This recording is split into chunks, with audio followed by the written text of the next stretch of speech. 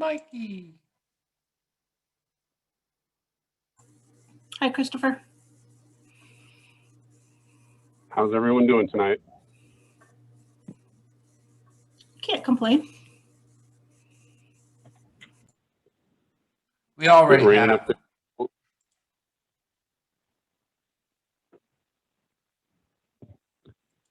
Is it raining up there, Nicole? No, it's been very gloomy all day, but no rain. Yeah, we're just kind of waiting for it here. It looks like it's going to start raining anytime.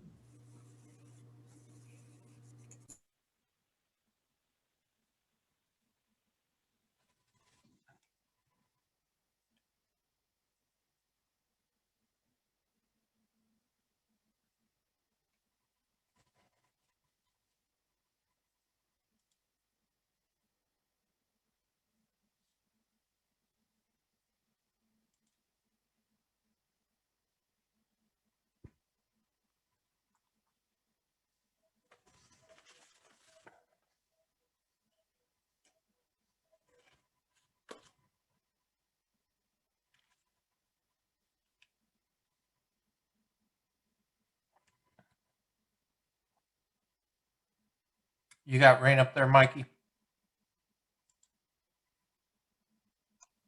Had a little bit overnight and then a little bit this morning, and then it turned absolutely beautiful out. Really? That's Yeah, just it's not fair. sunny and mid 60s ish right now. It's beautiful. I'm sure Ron won't be showing up. You think you'll be riding again?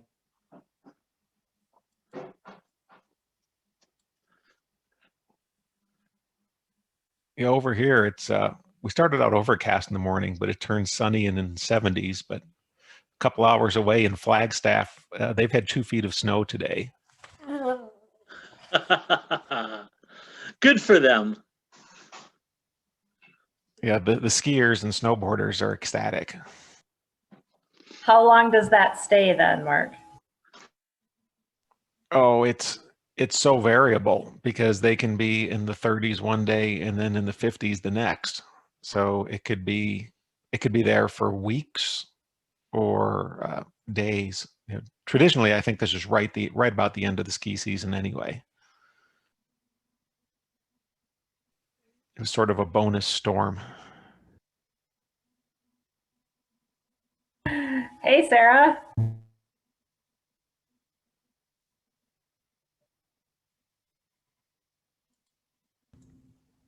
Nice to see everybody. Nice haircut. Thanks. You guys are in competition for the gray crew cuts? Hers always looks so much better. She has a skinnier head. We have the same haircut, don't we, Don? Thanks, Oh, no. Laura. I really appreciate that. Makes me feel good. I'm just kidding. I'm sorry. That wasn't very nice. I would not. I used to have super short hair like that too, and I never looked as good as Sarah either because I got a chub face and a chub head. Stop. I think my chub face wins. See, Don, you put her in charge for 1 week and look what happens. I know. She's had it more than 1 week. She's done it, what, maybe 3 times? Yeah. I think last week specifically. I was here last week. Oh. Was I? Yeah, but evidently you aren't here right now. The week before, I think I was the Tribe Talk cup holder. Yeah. They all kind of blend into one. Laura, would you please hold up those nails again? Okay, but they are like a week overdue for getting redone, but. Oh my Lord. People, look at this. Wow. You're the only person who appreciates the crazy nails, apparently. So what are you going to do when we start teaching? Are you going to take those off? Great question. Oh, I had them on last season. I have to have them a little shorter. Like right now, these will fit in my winter gloves, but not any of my other gloves without kind of being painful. So I have to shorten them a little bit, but it's actually easier than trying to manage actual decent looking real fingernails. Just cut little holes at the end of the gloves and let the nails poke through, like That's what my husband Wolverine. keeps saying. Yeah, no, I'm not going to do that. Too expensive. It's my old riding gloves become range gloves. I had this student in a BRC once who, honest to gosh, you guys, had like 2.5-inch long fingernails, like the sharp and pointy kind. And I have no idea what that woman was doing to manage those fingernails with gloves on, but she was. Mine are short. Oh, cool. Is that Do a they match your French- Those helmet? are cool. Isn't that a French thing? Yeah, it's a French manicure with pink instead of white. Do you have to make your nails like match your riding gear, match your helmet, match your motorcycle, or is that too much? My riding gear doesn't even match my motorcycle. Forget the fingernails.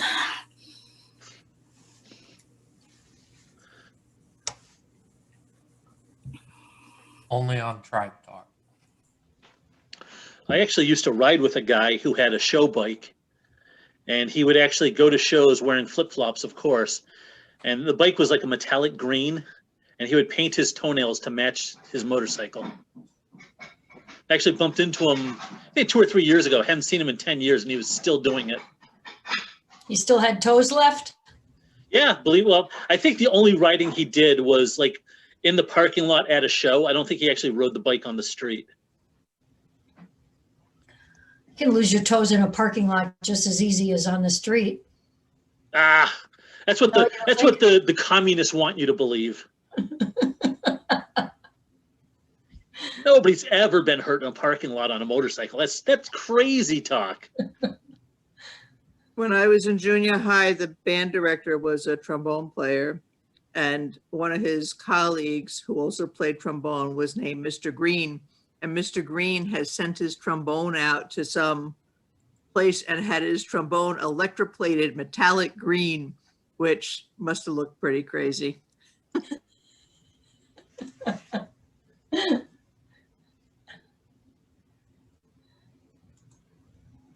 I think your hair's got better style than mine. Are you speaking to me, Donald? You know I am. Only her hair? Well, I can see it's going to be one of those nights. I Plus, need to you've never shave mine seen- closer. I You've think. never seen the cuppy thing on my motorcycle, so you can't even begin to know the depth of my, it's a Packer cuppy thing. So I won't hold that against you. I heard you.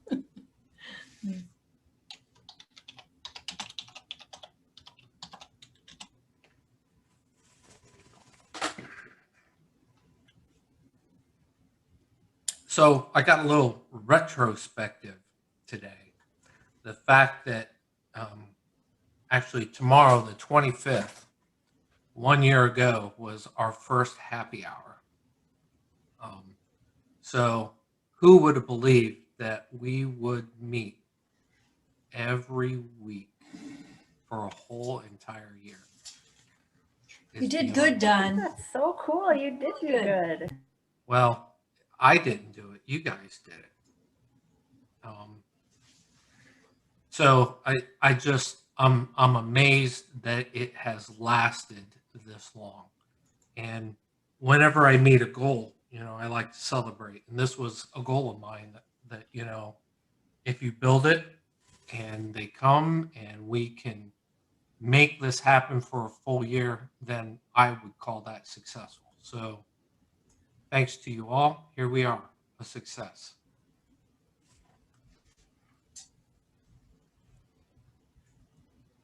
Is there going to be like cake? Because I want cake. Who doesn't want cake? Exactly. I thought about it, but then, how am I going to ship it to you all? That would blow the budget. And by the way, the budget's already blown, so. Well, you could just have Laura bake the cake, hop on her motorcycle, and she could just ride around the country and deliver it. That's an idea. Yeah.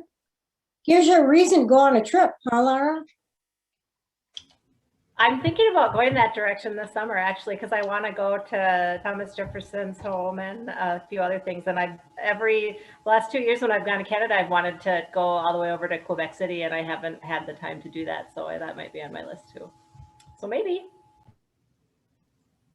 I'll be Well, going on your way, myself make this a, Women on Wheels annual ride-in is in Lake George, New York.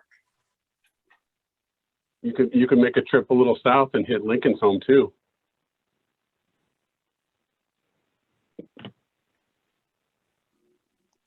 Or if you're really adventurous, you may want to drive down to Virginia to Mount Vernon. That is also on my list. Yes, it's the Tour de East Coast historical things. Well, you never know. You may have the opportunity.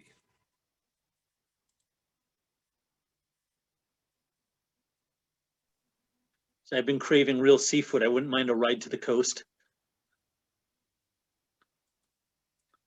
My wife has even been talking about going for a ride up north through Massachusetts into Maine.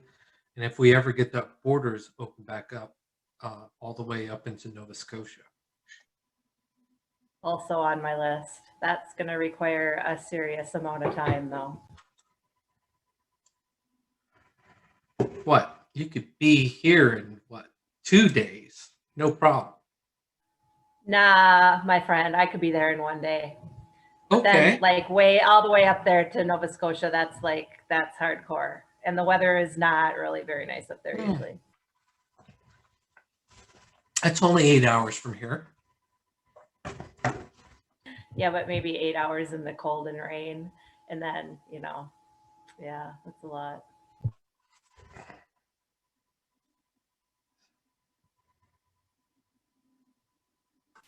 A lot of distilleries and breweries up there touring the island. We had a cottage in Margaretville on the Bay of Fundy, watching the tides. 20-foot tides is beautiful. Really? Yeah. 20 plus feet. And you can go to Digby, the scallop capital of the world. You scallop people. Scallop. Yeah, wrong. How you tell the tourists from the locals. They talk funny. Yeah, I'd like scallops, please. Scallops and a lobster. Well, see, that's part of the plan too is, Kathy lives back up there again. So have a local to drive you around, Right. show you where to go. I think I started trying to plan this before because I also wanted to go to Newfoundland and, farther north and east. And it seemed like it was going to be super complicated.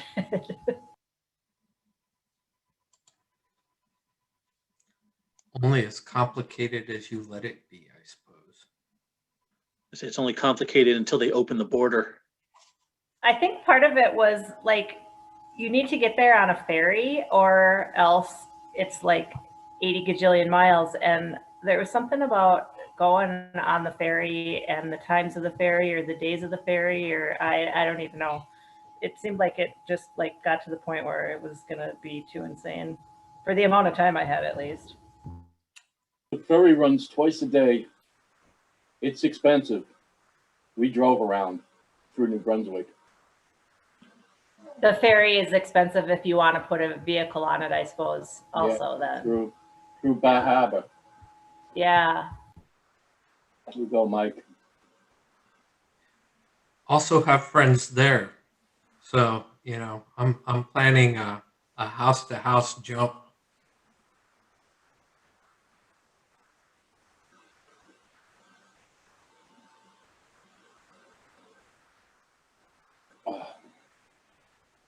So did you get the motorcycles done, Lynn? No, but I filled a lot of potholes. Did you use the new stuff?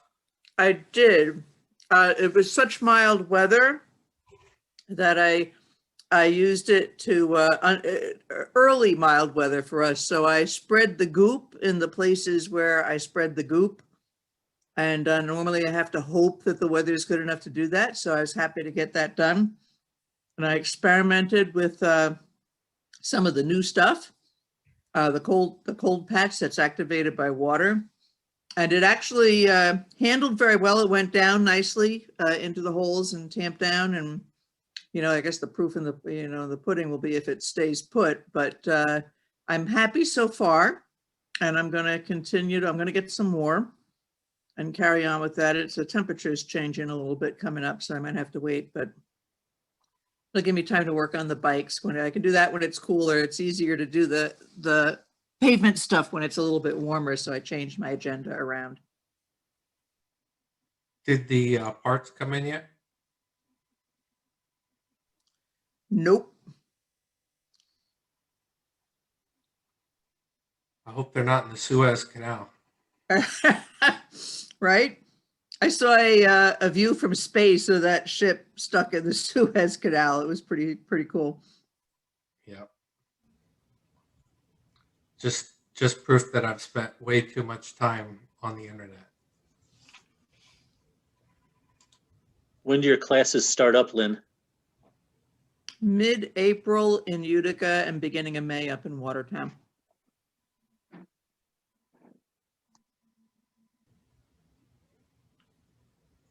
I'm still getting calls almost daily for somebody to fill a position up in Fort Drum.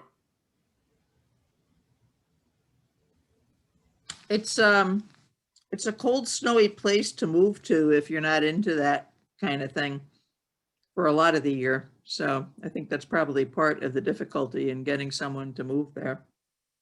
I think that would, you know, if I was younger and not married, you know, if I wasn't in my current circumstance, that's a great way to get a solid foundation as a rider coach.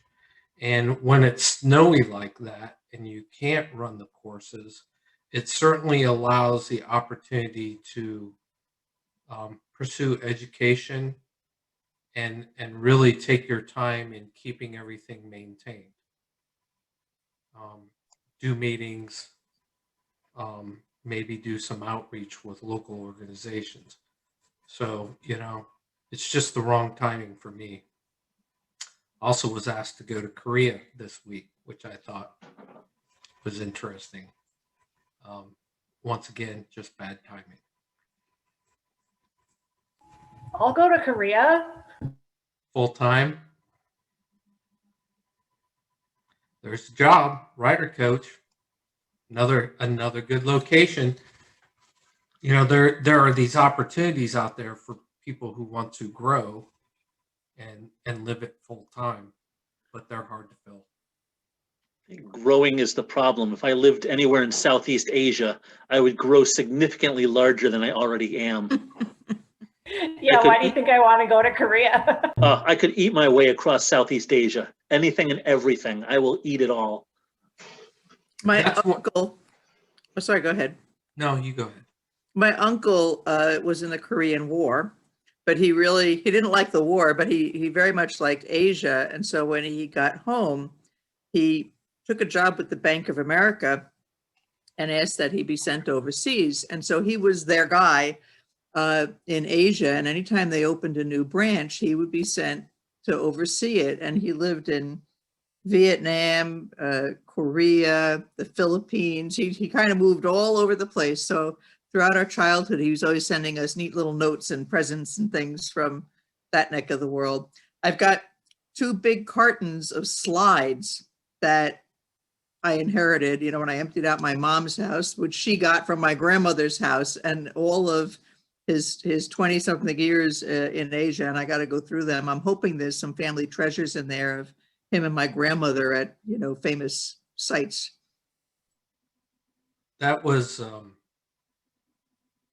that leads to one of my best experiences in life was the last 3 years that I was in Korea. Would have been 2016 to 20, would have been 20, end of 2015 to 2019. And the reason why it was so cool was beyond doing some rider coach stuff there as it was available. When we had weekends off or long weekends, it's easy to jump on an airplane and go anywhere in Southeast Asia for a couple $100. You can't travel anywhere else in the world like you can from there. It's like a great big hub in all the different countries we were able to go to. And that's why, when a job offer like that comes up, to actually spend the greater portion of your time as a rider coach and, doing some other safety stuff too, you always have these weekends where you can just travel. And what a great place to do it from. It's like little America there. So, yeah, I hate to turn that job down. It just didn't fit with my timing. But if anybody's interested, yeah, let me know. I'll hook you up. What's the length of the contract? At least 1 year, to be extended as you would like.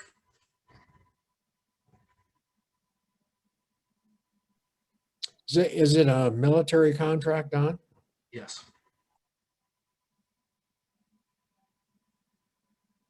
You don't get hung out there. I know the last time I worked there, I helped bring the guy who was coming in full time. I helped establish him and his wife. It was a really good time. So And just out of curiosity, does one need to be a military member to do that, or is it's a civilian contract the to the civilian military? contract for the military. So you'd be teaching American military native English speakers? Yep.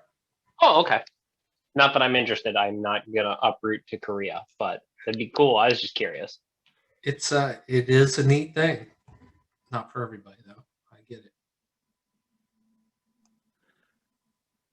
I don't need a salary. I just want to borrow a fighter jet for a few hours every now and then. Yeah, but you know how to fly that, Mike? I will figure it out. There's only so many buttons. Don't hold your breath. There's more than a few buttons on that thing. I will figure it out. Flight simulators these days are very accurate, I'm told. Yeah, I heard that when I went to flight school. Besides, there must be a YouTube video on how to fly an F-22 Raptor. I got a ride in the T-33 trainer about 25 years ago, and I still couldn't figure out all the buttons at all on that thing. Just start pushing them. What's the worst that could happen? Well, the pilot in the front seat would have gotten upset with me on that. I tried to hide the plane. Hey, Mike, you wouldn't be in a Raptor, you'd be an F-35. What's the 22? The F-22 is discontinued. You might be in something significantly older than you would appreciate. The 35s replaced the Raptors. Oh, whatever. Name's not important. Just give me one. I've made parts for both, but not enough to put it in the air. And you'll never see me near an air show either.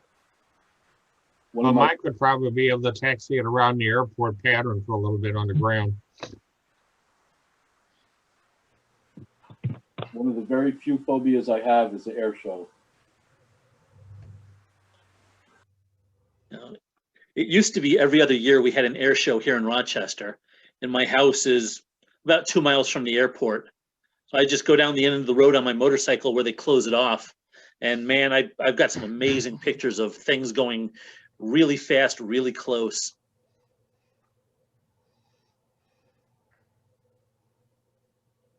I just want to borrow one. Just let me borrow it for a couple hours. That's all I ask. You're asking a lot, aren't you? No, not at all. Not at all. Multi-million dollar airplane. You're asking to borrow it for a few hours. Okay. Yeah, I'm not asking to keep it. I'll give most of it back. Most of it? Well, you know, Minus the fuel. munitions, you know, whatever. If there's any Technicalities. munitions on it. Yeah. If nothing else, I'll drop large blue frozen water chunks. I don't think they have that in fighter jets. No? No, you either got to put it into a bag and hold it till you get to your land, or just hold it, period. Or put it into a barf bag if you have that.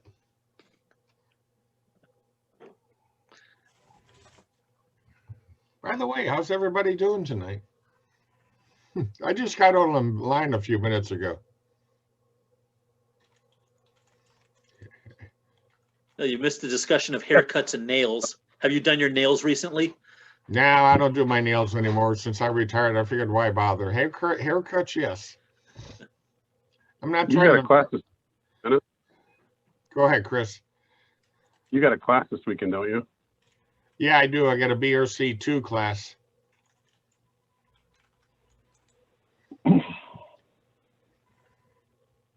I saw a thing on Twitter this week. This guy said that when he finally gets to go and get a pedicure after all the COVID stuff is done, that he's probably going to cry. And he says, and I think the person giving the pedicure is going to cry as well. So we can only guess about the state of his nail. I'm not going to touch that with anything about a guy getting a pedicure. Come on. I've never heard What's of that wrong one. with that? I've never had it done. Of course, the way my feet look, I'd probably be the ugly feet contest winner. You married, Dennis? Yes. Go take your wife for a pedicure. Get one with her. She will totally dig it, and you will love it. Guaranteed. I've done it with my wife a couple of times now. Yeah, the Ladies, way am I wrong? Completely agree, Matt. I've never had a pedicure, but I did have a friend one day. I showed up at his house and I was really beat. And he says, you need a foot soak. And he went and got a basin and filled it with hot water. And he told me to put my feet in there. And you know what? It was kind of awesome. So thank you, James. A good tip. How do we get into a subject matter like this? What happened to motorcycles? You got to Honestly. have good feet to use your motorcycle. Well, I'll give you that If one. you feel good, that's even better on your motorcycle. After a long day on the range, I think it's a great idea, Matt. I'll try and convince my mate, see how that goes. You tell him to shoot me a text, and I will confirm for him. Thanks, buddy. I You will got my second back? Is that what you're motion. saying? Well, I'll give you that because when I'm standing around on the range all day long and my feet are hurting by the time I get home, but I know it's the shoes because once I take the shoes off, start walking around barefooted, I'm fine. Really? So, you know, not to harp on Asia, but, you know, that's where I got my first pedicure at. And now, Well, Don, I won't tell you what I got in Asia, so we'll leave that alone. yeah, please.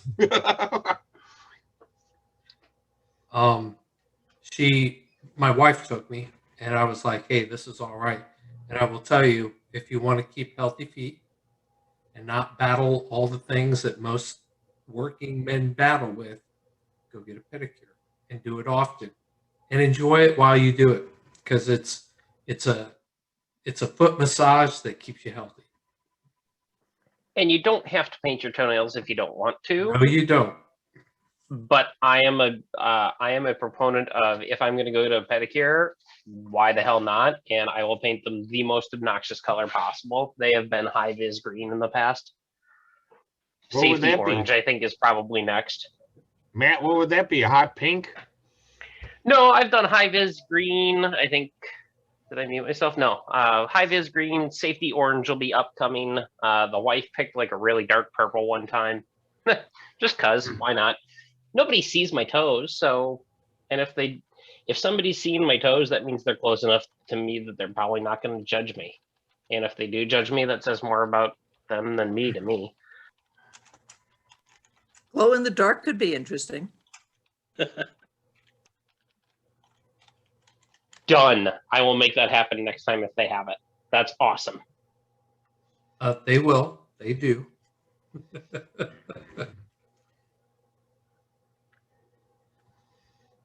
How many people thus far have gotten back into teaching already? I've already had 3 classes I've taught.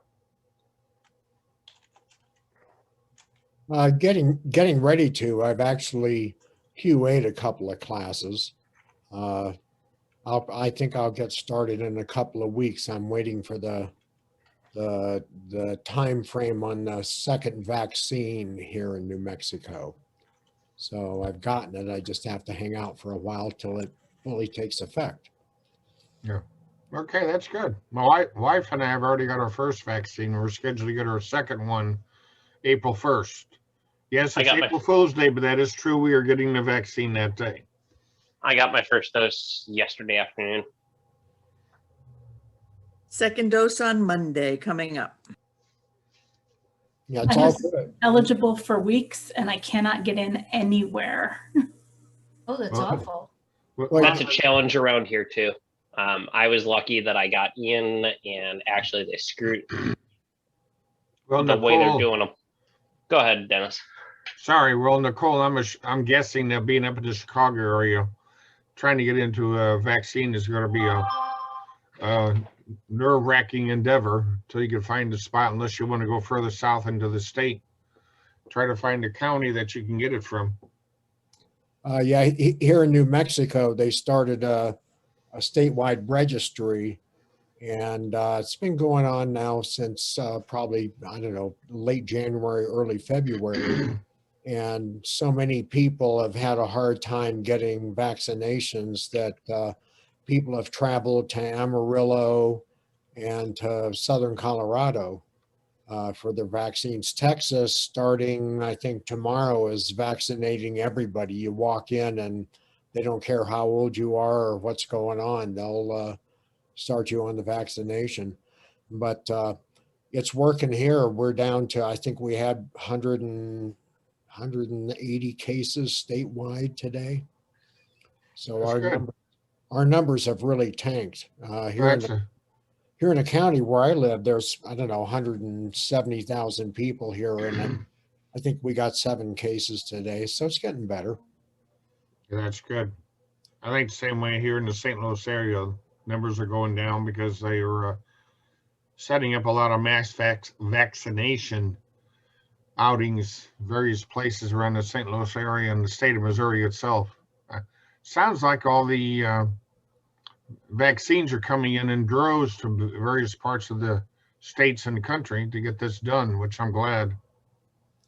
Yeah, it varies everywhere. I know here, my wife has, I was able to get mine through my doctor, but my wife has had no luck at all, which is why we took her to Colorado. And so there's no transparency here about how they're actually doing things, unfortunately. So, Mary, I'm guessing that you're able to go to a different state in your neck of the woods if your wife's able to get it in Colorado? Say again? I'm guessing that you could go to like different states like Colorado so your wife could get the vaccine? Yeah, we took her to Alamosa, which is in the southern edge of Colorado. It's about, I don't know, 2.5-hour drive from here, and it's a beautiful drive. So we just got the truck out and rolled up there for the afternoon, and yeah, took care of it. She goes back a couple of more weeks and then we're done. But we've had a pretty strict health rule here where masking has been mandatory, and small groups and social distancing, and they limited class sizes. And actually, health department has been cruising around for months writing citations.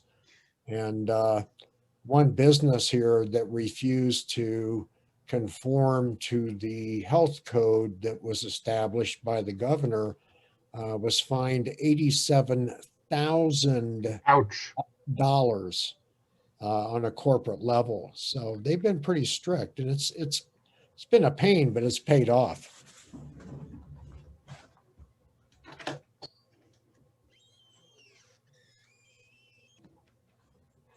Had to let the dog in? Yeah. Yeah, I didn't have any choice. I started masking and being sequestered, if you will, back in October of 19. So for me, getting the vaccine, it's like getting let out of jail. Well, we all know that everybody's been going stir crazy being at home with the, home quarantine. So hopefully things will get better once the majority of the country gets vaccinated. I hope so. I think it will.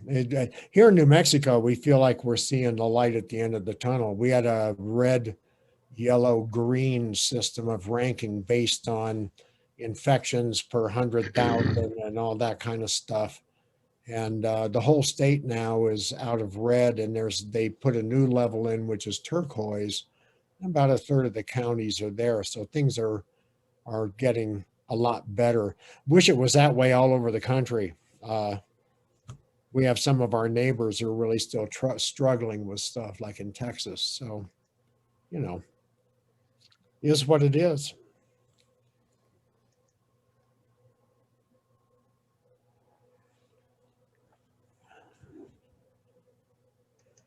I have a motorcycle related question. Hey, I'm Oh, wondering. why would you go there? Go ahead. Madness. Do any of your programs do any on-cycle professional development? Clarify that. What do you mean on cycle? Yes. Missouri does. I know a lot of people do professional development days that are just, like in an auditorium or a classroom or something like that. But I'm asking if people do on motorcycle activities as part of their professional development. Yeah, Wisconsin actually has several days coming up for PDWs that are, we've got, Sarah can correct me if I'm wrong, but we've got a couple of BRC range exercises, riding PDWs, and some, I don't know if they're both basic bike bonding and ultimate bike bonding, but yeah, some bike bonding PDWs. I've done the ultimate bike bonding as a PDW a couple of years ago on my personal bike. Do you like it, Hey, Matt? Nicole. It was a challenge. I rode a big, tall, top-heavy sport touring bike with a full tank of gas, and it was challenging. An opportunity for improvement. Hey, Nicole, Missouri does on bike also. What kind of things do they do? This year we did a couple of different exercises. What was it, Dennis? 8 and what was the other one? 8 and Yeah, Chris, 8 you're and talking 9. about the update? Yeah. Yeah, it was 8. I want to say 8 and 9. a little bit of 9 too. Yeah. Yeah, I had a senior moment. I totally left all my riding gear at home, so I had to stand around and watch, which is okay. I don't mind. Last year they did 11. It was 11 and 12, I think. Yeah. It was like 2 hours on the bikes. And this is the first year we've done totally Zoom style PDW. In past years, we've spent half the day catching up on policy and procedure and that kind of stuff, and then the second half of the day out on the range. And generally, we'll take a vote and let the rider coaches choose a couple of exercises that they'd like to review. And so we'll, do demos and run the exercises. And one year we had the Albuquerque police motor cops come out and set up their qualification course, and we ran the qualification course with the motor cops. So that was pretty interesting.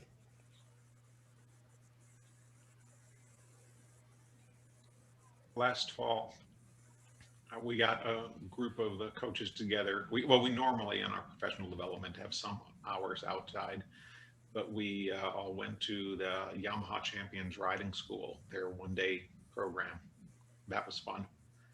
Not just the riding, but also being that they have Motorcycle Safety Foundation affiliation, their coaches actually are all coaches.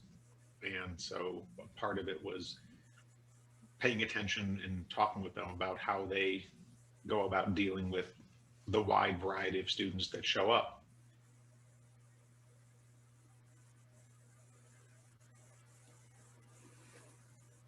Okay, I was just kind of curious because when we have to do our updates for professional development is so early in the year that we can't do any riding, but we have a separate optional range practice weekend when coaches can come and we'll set aside different blocks of time for the different curricula and they can run through whatever exercises they want to do.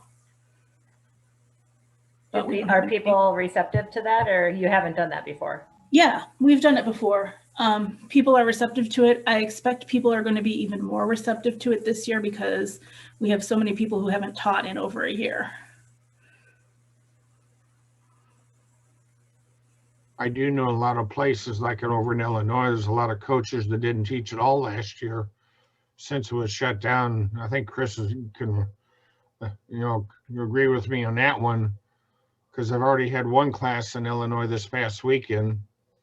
I know they're trying to get everything set up for that because some locations still are not open in Illinois, at least in the southern end of the state. That changes this weekend. I think Southern's starting classes up this weekend. Yeah, the word I got from Levi, Chris, was the fact Swick, where I taught this weekend, as well as Carbondale, from what I understand, was the only place that was open. Yeah, but it's something. It's better than nothing last year. Yeah, SIUE isn't even letting students in until after the end of the spring semester. One of the things that I think is a great idea, because I did it as both as a site coordinator for the state program and as a RAM for the Writing Academy, is first class of the year was putting on a BRC2 and getting the coaches all out and running that BRC2 to get everybody tuned up for the year. It's really crazy here. We have some winters where you can ride all winter, and we have some winters where you're snowed in for a significant amount of time. But those that don't leave the state and go somewhere else, a lot of times the bikes are put away. So it's just a good way to get everybody together and get them back on the same page. Murray, when you did that, was it mandatory or voluntary? It was voluntary, but we're a small enough state, and at the sites, usually the rider coaches were saying, "Oh boy, that's such a fun course. When can we get on the range and get on the bikes?" So we just offered it and took the range for a day and took turns leading exercises and doing demos and riding, and yeah, it was great. I wouldn't have a problem making it mandatory, just from a QA perspective, but it's just a great way to start the season.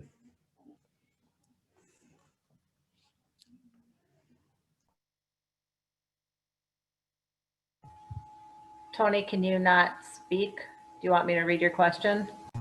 Because that's a great question. Yeah, I can speak. I didn't want to interrupt the flow that was going on.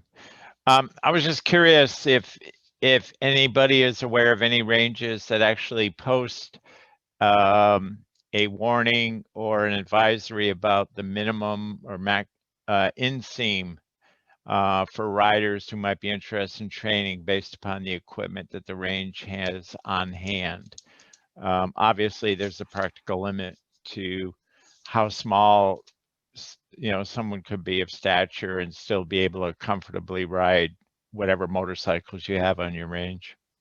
I have a notice on my materials, which doesn't specify an inseam directly because it's more than just inseam. It's, stature and girth and weight, and there's lots of factors that go into it. But I do say, if you are particularly short, give us a call and we'll arrange for a fitting that you can come down and try on a motorcycle, prior to your class so that we can see if we can accommodate you. In truth, you have to be pretty darn short to not be able to fit on the training bikes, but occasionally we get someone who's challenged that way. And, you know, a couple of times a year, students will take me up on it and give me a call, and we'll have them meet me down at the range, and we'll see where we are. Lynn, what kind of bikes you got for your classes? Yeah, that was my question. I have mostly BN 125s and GZ 250s. Got some TU 250s and a DR, and, you know, a few oddballs in there too. And what's your smallest bike then? I would say probably the BN 125s are the lowest.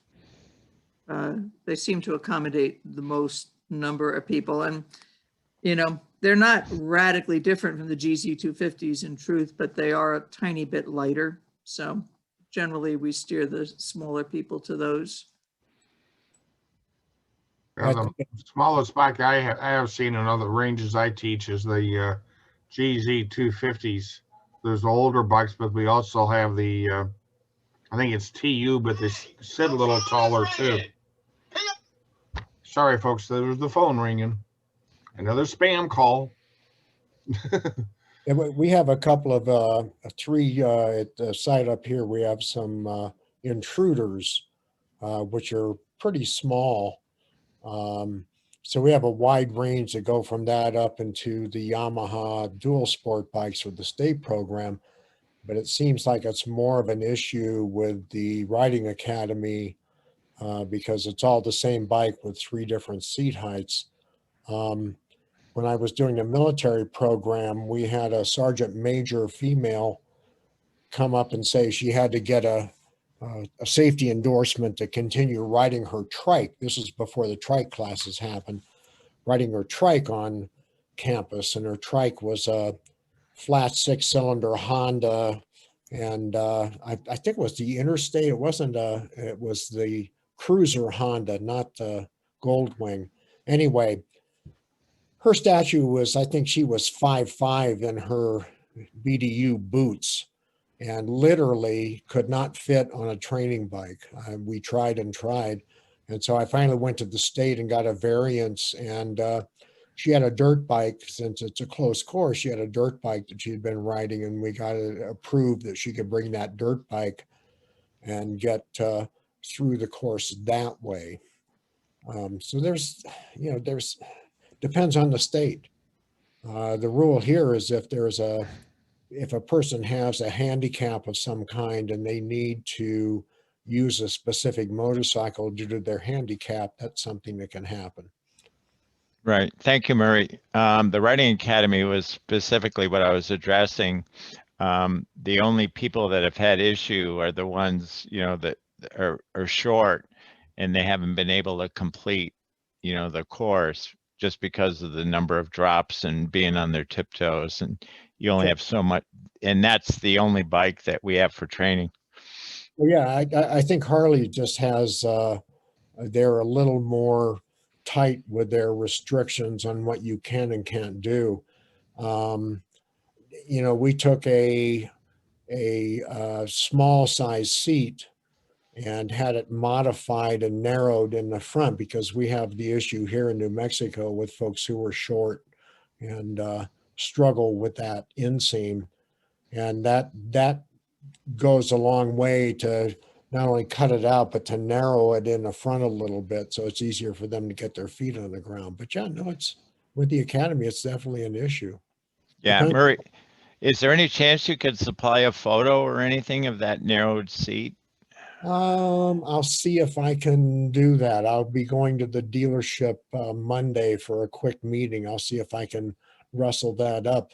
But we just went to a local upholsterer and said, here, can you do this? And I think it cost all of about $60 to have it done. Yeah, because the width is definitely also an issue on those bikes. All right, thank you, Murray. Sure. We just had a Zoom kind of chat with the Riding Academy people here in New York just today. And they were saying that they have different seat models available to accommodate smaller riders that are both lower and push the rider closer to the controls. Yeah. And elevated ones for taller riders that bring it up and back. So Yeah, we've been employing those. They have what they call the tall boy, the standard, and the reach seat. So those three options, but even the reach seat is pretty broad, and it's not, you know, it's still an obstacle for some of the riders.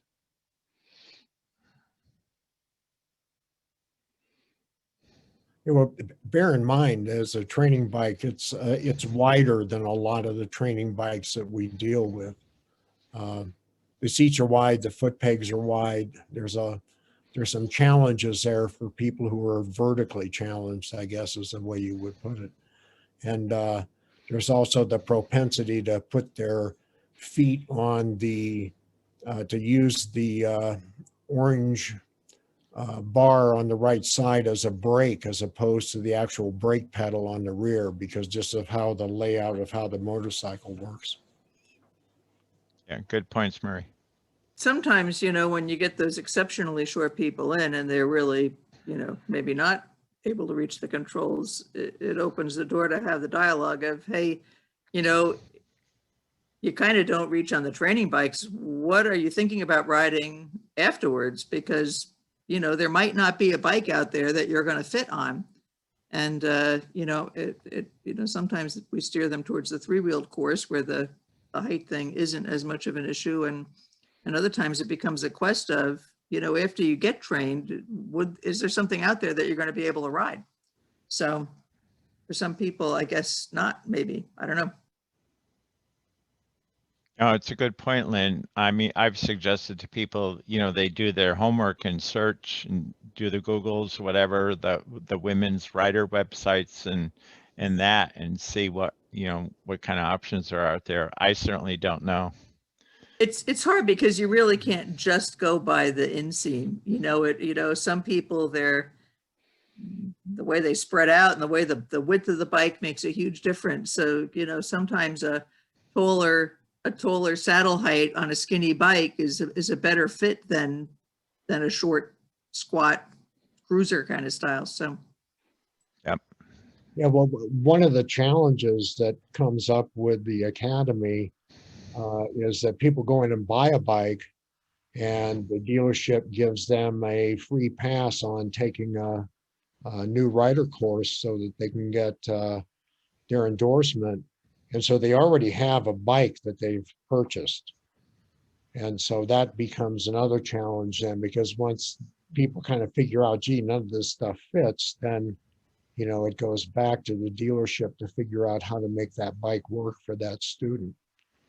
Yeah, I've taught or audited 3 classes already this year, and I'm amazed at the number of people that have brand new bikes sitting in their garage, and they're coming to the riding academy, and they've never ridden it. Yeah.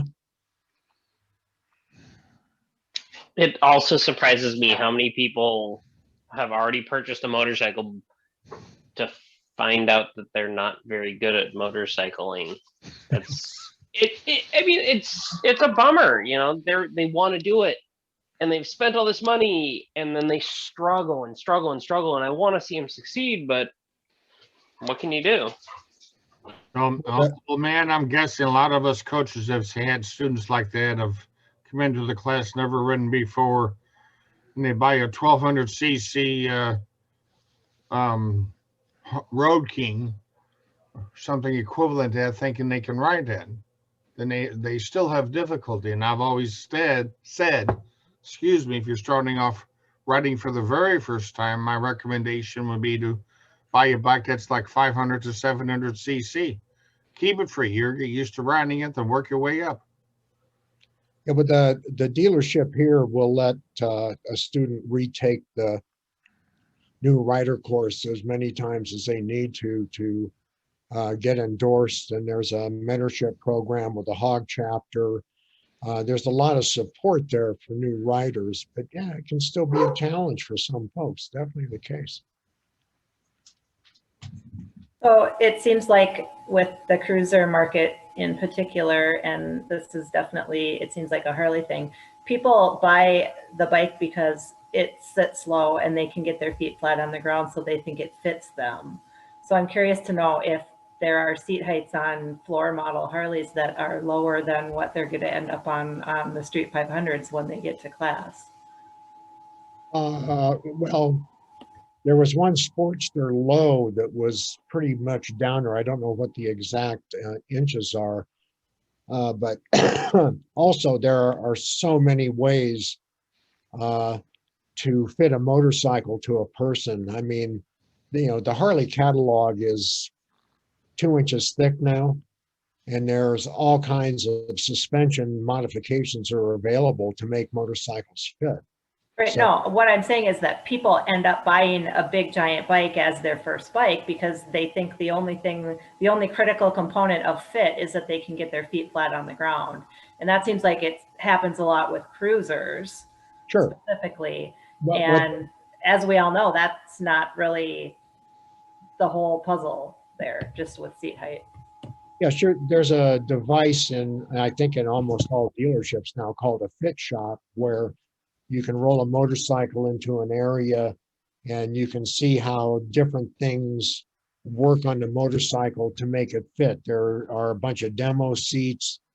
There's a set of pads that will show if you lower the bike an inch, what happens with putting your feet on the ground. So I think a lot of folks who are buying bikes ahead of time that have those challenges have already gone through that exercise and have elected to modify the motorcycles to make for a better fit. Displacement and engine size notwithstanding, of course. Sure. And there are a couple of models that are lowered down and more accessible for folks who are short. I think we touched upon this last week about riders going to dealerships and getting advice from salesmen and building that relationship with a salesman. And I have a feeling that there's some salesmen that aren't so ethical, and they go for a higher commission as opposed to a proper bike for the level of expertise of the rider.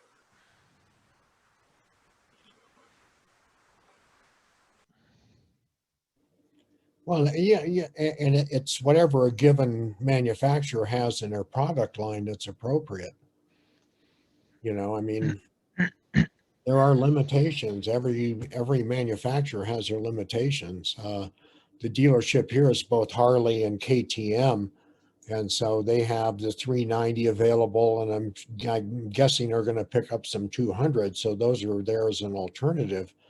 But part of the function of the Riding Academy is to get new buyers into the shop and to sell Harley Davidson motorcycles. So yeah, it can be a challenge. It's definitely can be a challenge, but almost depending on how much money you want to spend, almost any motorcycle can be made to fit almost any person. I mean, within reason, but yeah, there's a lot of stuff out there that makes them work.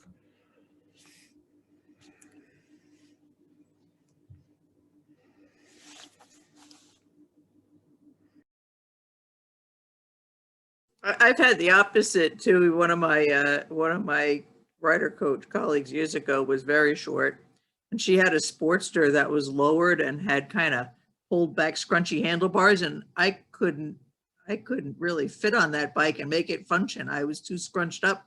Kind of made me think of some of our larger students on the training bikes. It was pretty difficult. I've thought about picking up for our program 1 or 2 either CRF 250s or KLX 250s, just because they're small, lightweight dual sports, but they're still significantly taller and roomier than a Yamaha XT 250. Just so we can have 1 or 2 bikes in reserve for, you know, generally guys, but gals too, who are, you know, north of 6 feet. You know, even someone who's 6'2" doesn't fit on an XT 250 very well.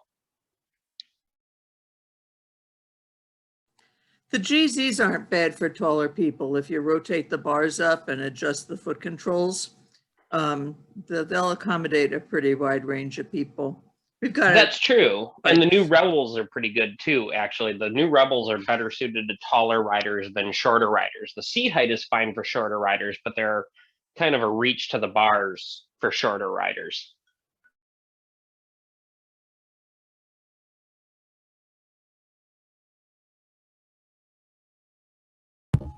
Matt, do you use the Rebels for training bike much? I have one 300 in our fleet. We like it. The rider coaches like it. My biggest irk with it is shorter riders gravitate to it, and it's quite a reach to the bars for a shorter rider, especially in the U-turns.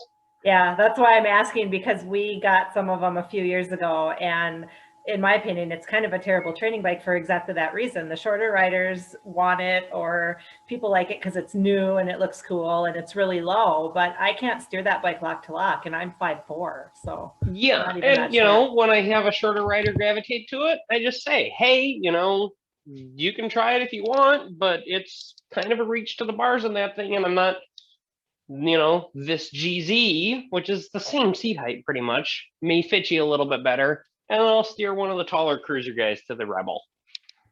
I try to like steer the people that have a little bit of experience that are not small to the Rebel, because otherwise it seems like students just really struggle on that bike. The throttle response, the throttle is really hitchy, I think, too. And if you've got some experience, they're a blast to ride. They're quick, they handle nicely. I really like them. in those early parts of exercise 1, that's a place where you can sometimes either make the adjustments or do the bike swaps when you see how people sit on the bike and turn the bars, and you know, are they reaching and can they fit? And sometimes it's a matter of having 2 students switch places and catch them up with any parts that are different, you know, that they've already covered. Yeah, and I've done that also. I'm super excited. I just saw on Facebook that Royal Enfield is going to be announcing a new 350 this week. And I'm lucky enough to be an hour from Royal Enfield North American headquarters, so I can probably get my hands on one to try it. If I can get one this year, I will definitely report back how my students like it. I almost got whatever their 500 single was, their classic model before, but I didn't like it as a training bike. They were willing to loan it to the program, but it was overweight and stock had a high seat, or the seat was too high, so it didn't meet the 2 of 3 qualifications. They have a factory lowered seat, but it put it at a really weird angle. Like you felt like you were going to slide off the back of the seat kind of thing. So I'm curious to see this new 350 that they're announcing, and then if it looks like it might be workable when I see some specs, I will contact the North American marketing director who works in Milwaukee and see if I can get a hold of one on loan for part of the season and report back if I can get one.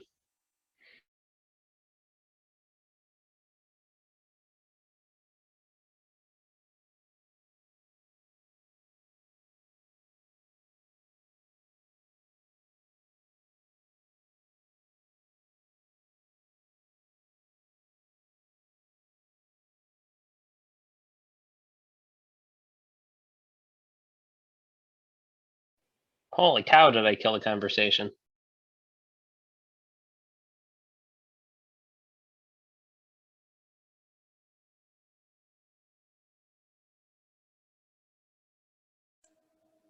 Save me, Don. What? I'm not going to save you. You're on your own, man. It brings me back to the conversation we had last week on Tribe Talk. That was about, what training motorcycles are available, what should people be having as their first motorcycle, and why don't more manufacturers put models in that market that could be more beneficial long run versus, what the market wants now. My guess is the reason there aren't more models is that's not where the money is. I mean, if that's where the money was, the manufacturers would do it. But that's short-term money. You don't bring new people in to the transportation or sport or hobby, as some people discuss it being. You don't bring new people in on the largest manufactured bike that they have. And I thought about this a lot this week. I was thinking about, well, if I wanted to learn how to sail a boat, do I buy a 50-foot schooner, or do I buy a little, sailboat to learn on? Go big or go home. You're just going to outgrow the little tiny sailboat, so you might as well just get the 50-footer to start with, right? But that dissonance here is the problem, because we culturally made it important to have those big, powerful motorcycles. I completely agree with you. Just so you know, I'm just pulling your chain. I know you do. But, the boat thing has stuck in my mind. I've been trying to think, if you're learning to fly an airplane, you don't jump in a 747 and go for it. You get a little Cessna. You don't fly a Chinook helicopter. You get a little Bell 205 to learn. So what I'm saying is, in most modern forms of transportation, we don't jump to the biggest model right away, except for motorcycles. Why is that? I think you hit the nail on the head with cultural. And outside the US, it seems to be a different setup. Graduated licensing, tiered licensing, more prolific small models, stuff like that. Just in the US, it seems that people want to go big or go home right away from the get-go. Yeah, I saw a thing on the internet today on YouTube with some folks talking about this issue. And what they came up with was, it was due partially to what Matt's and Don are talking about, but also to the fact that we have huge wide open spaces with interstate highways, and that environment doesn't exist in a lot of other places in the world. And so the big bikes are able to cover those large expanses of territory fairly easily, as opposed to something that's smaller. But I can say personally, I've downsized in the last couple of years just because I want to have something that is just fun to ride. I think in a lot of the world too, the skew of motorcycle as transportation versus motorcycle as recreation skews towards transportation. And so people look at it a little bit more practically, while when they're coming at it from the recreational standpoint, it turns into an ego thing and a fun thing. And, it's a different mindset. Oh yeah, when we were in Spain, we were in the cities, we'd stop at a stoplight. There were 4 of us that were touring, and we'd stop at a stoplight in a big city, and we would immediately be surrounded by about 30 or 35 people on scooters and small motorcycles. And the car drivers were very aware of motorcyclists and were yielding right of way. And it was just a whole different culture because of the space and motorcycles being basic transportation, which I think is great. I mean, Eric Buell once said to me, if everybody in the world rode a motorcycle, we wouldn't have wars or famines or anything else. We'd all be getting along. So, don't know. That's what the outlaw motorcycle clubs say too. Or at least waving to each other, right? And Don, I don't know that it's just the case with motorcycles. I mean, I would think with the prevalence of SUV ownership in this country that young drivers are learning to drive in SUVs. I mean, I know even many years ago, I learned to drive in a station wagon and a 3/4 ton truck. But there's a different aspect here when you're talking about a station wagon and a 3/4 ton truck. for an individual learning to drive, to me, that's protection. That is a lot of metal that has to be crushed before it gets to you. So there's a safety factor there with those larger four-wheeled, non-balanced vehicles. Yeah, I get Start that. Russian. I No, get motorcycles are the vehicles, because you say we. Vehicles. But I The get thing what you're that saying. when I accused you last week, Don, of being so practical and thoughtful about your whole argument in favor of tiered licensing and choosing a smaller bike as your first bike, which obviously you know I totally agree with.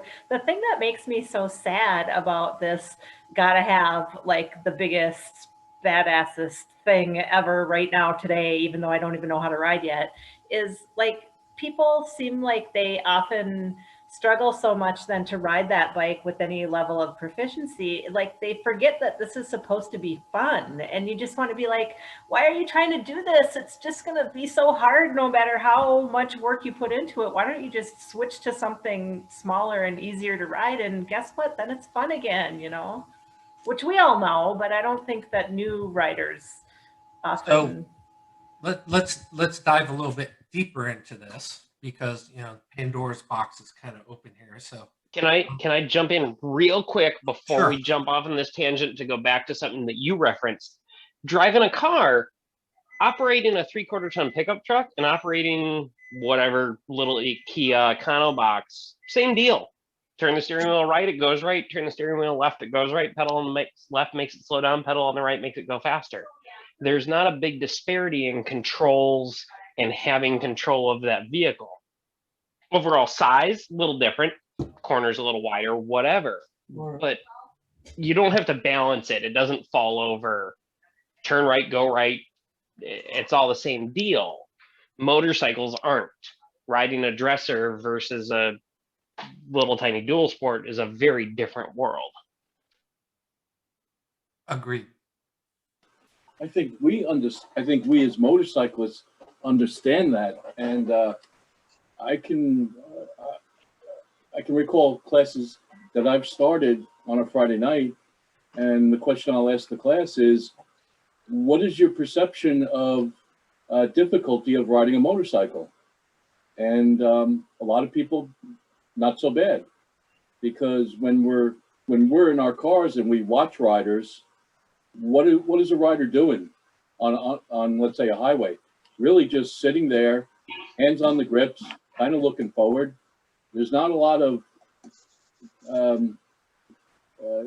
it has a perception of not being difficult, but yet the student finds out quickly when they, of course, take the class on Saturday morning. So sometimes I'll gauge my students on the basis of 1 to 10. How do you perceive the skill of riding a motorcycle?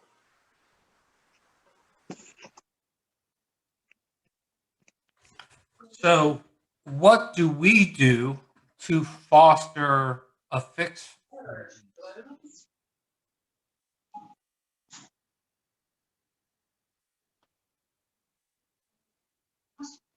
How's that for an open-ended question?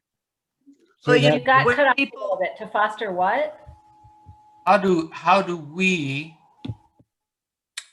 combat this issue in a way that changes how people think? When I have opportunities in class to kind of tout up smaller motorcycles, like when students are introducing themselves, if they say they have a small bike, I'll say, oh, that's a great bike. One of my colleagues took BRC years ago with a guy, and he's still friends with the guy, and the guy's first bike was a 250 Ninja, and he still has that 250 Ninja. And so if someone comes in and says, oh, I have a 250 Ninja, I'll say, oh, you know what? I know a guy who's got a friend. That was his first bike, and he's still got it. He likes it so much, and just things like that as they arise, just to kind of give people props for going the small route. To tie in on that, Lynn, I have a XT225, and I have more fun on that bike sometimes than I do on my big bikes. And I'll even take that bike sometimes when I'm teaching a class. I'll ride to class with the little 225. I like to tell my students how much fun the Groms are. You know, I'll show up to class on a 1000cc sport touring bike, and then I have an absolute, you know, like I want a Grom to complement it because they're so much fun to ride. Yeah, if I'm hearing a lot of, you know, you need a big bike to be able to go on the highway or something, and that's going on a lot the first day of class, I'll show up on the second day on my 404 and say, yeah, it's a fantastic bike. And I took the freeway to get here.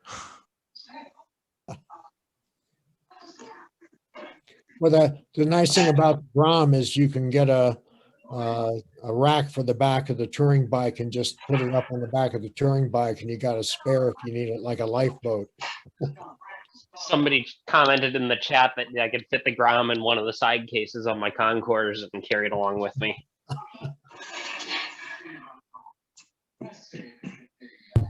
So my answer to the what kind of bike do you recommend when students ask is always small and cheap, but I always chase that with that cool thing, you know, that you're so gung-ho about that you're gonna just die if you don't get to get, is always gonna be there. So, you know, start with small and cheap and it's so much less stress, and you can get that cool thing that you're just pining away for at a later date. And the way motorcycling works, I think for most people that are enthusiasts, is there's always that next cool, awesome thing that you're dying to get. Like that never goes away. So there's no hurry. It's always going to be there for you.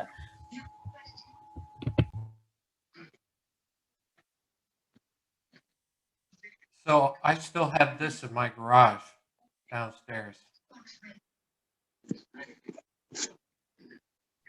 Is that a Bridgestone? It is. Does it look like that? Is that yours? It looks just like that. That's a little bit older. beautiful. Well, is it that nice? Almost. Oh, that's cool. How old of a bike is it, Don? What's that about? Didn't touch your butt. Yeah, just laying there. Just laying there. She did the whole thing. Yeah, Ron's here finally, huh? I was wishing that I would have bet Mikey. Said Ron wasn't going to make it tonight. Probably out riding.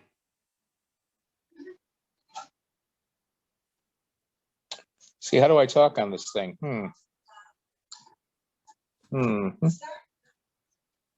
Like that. We can hear you, Ron. Oh, that's too bad. I'm sorry. I guess I'll have to be quiet now, huh?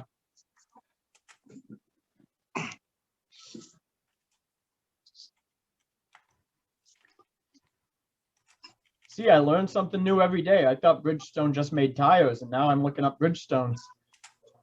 Yeah, they had a big racing time on the 350s, I think. You have obviously not read enough Peter Egan, Joshua. No.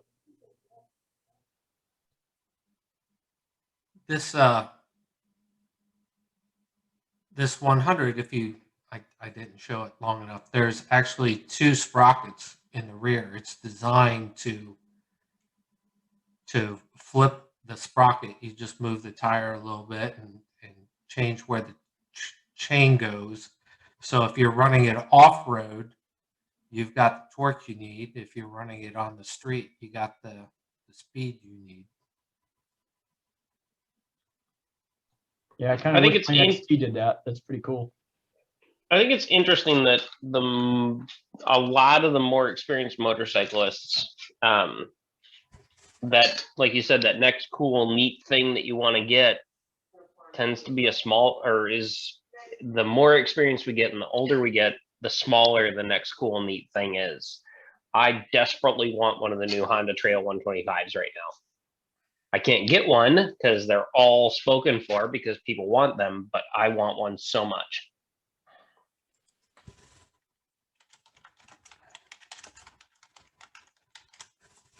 I wish I had one of each. Not only can I not afford it, I don't have garage room. Well, yeah, but I can overcome both of those. I just can't get one because the dealers don't have any.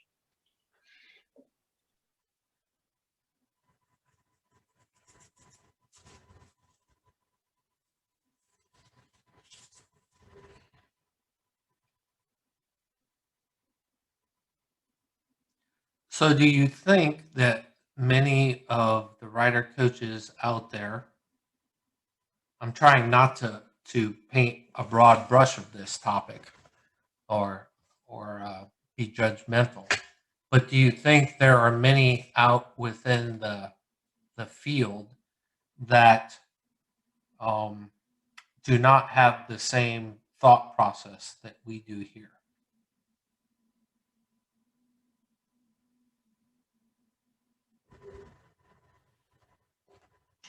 Absolutely. And why do you think that, Mark?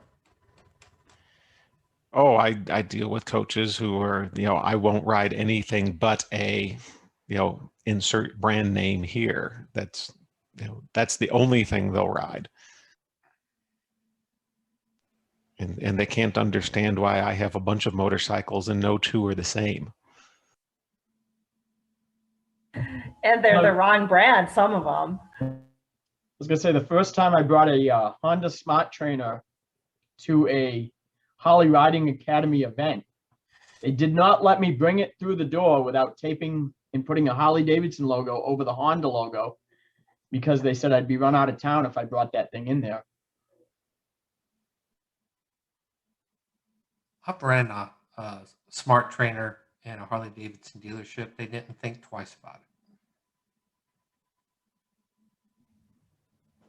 Yeah, Josh isn't old enough to remember Sturgis in the old days. If you, in the 70s, if you showed up on a Honda, chances were it was going to get grabbed and strung up to a tree and have the crap beaten out of it with baseball bats, simply because it was a rice burner. There's a lot of that goes on. So how do we change the culture? What's interesting that you asked that, because I think one of the, and this has always been a challenge that I've thought about, is that my experience has been that a large number of folks that come to take classes, either for the state or whoever, are coming to get endorsed. And the concept of learning how to ride a motorcycle is rooted in shifting and accelerating and stopping and turning. And so the introduction of self-assessment and those kinds of thoughts into the course can be a challenge and a surprise for some people. So I think until we can change that process, where it's like continuing education, how many BRC2s do we do? How many advanced courses do we do at any given site? So, and you always have the story of the person who shows up and they get done with the course and they said, oh my God, I never knew you could do that. And this is so cool. And I learned so much. But do they leave still with that sense, of self-assessment of what do I do when I get out there? Because when I was a service manager and I saw wrecks come in almost to a person, they said, yeah, I was about 10 over the limit. I didn't have my helmet on. I had the radio cranked up, and this person blew a light or pulled out of a parking lot in front of me, and I had to lay it down. And that's kind of been the standard story. It's amazing how much you hear that when you deal with motorcycle crashes. So that's the challenge to me is, but there's also the group of folks that say, buy what floats your boat, because what gets you in trouble is the disconnect between your right hand and the stuff between your ears. There's a lot of challenges out there. Driver's ed's the same way. When my daughters took driver's ed, they said, oh, watch out for motorcycles. They're dangerous and they'll cause an accident. And they came home and told me that. And the next time class they went to, I showed up with a bunch of flyers and material and had a conversation. So Yeah. How do you change that perception? I guess mentorship, one person at a time, and setting the example. Yeah. So this brings up something I read today, or maybe it was yesterday. Let me see if I can find it. And it's about learning. And it says it breaks down learning into three main ways of learning. And the first one is classical conditioning. Anybody have an example of that? Isn't that like Pavlov's dog? Yep. And then there's operant conditioning, where a specific stimulus, much like Pavlov's dog, produces a particular response before you react. That's you smell something good and you start salivating, or you hear a noise and you have fear. And then the third one is observational learning, which is probably one of the most powerful ways to learn. And here it says classical conditioning can produce both positive and negative natural emotions. So anytime that we teach, somebody may learn something positive or something negative from it. So is it a possibility that some of us are teaching the wrong things and causing negative actions in our writers? And if so, how do we know that? Are we open up to it? Are we self-assessing on a continual basis to prevent that from happening? Do we accept criticism from other people that say, hey, can you explain why you're doing that? It seems to me that may be counterproductive. In addition to the do we accept criticism from others, is do we feel comfortable enough with our in this specific scenario, do we feel comfortable enough with our co-writer coaches to bring stuff up? If we see something that may be negative and we don't do anything to bring it up or correct it or whatever word you want to use, are we contributing to the issue?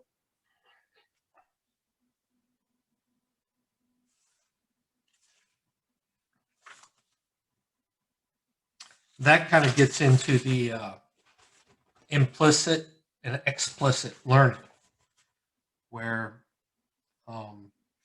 your brain is it's a meaning-making machine. It's associative. When it sees something, it naturally looks to its previous experiences and associates it with either good or bad relatively quickly. Most of the time without even thinking. Do we have the capability to stop ourselves in the moment and look at it somewhat objectively, because nobody's completely objective. We're all subjective based upon our experiences. And that's where that self-awareness comes. Can we stop ourselves, look at what's going on, analyze it, form a response, and then act upon it? That was almost ochre.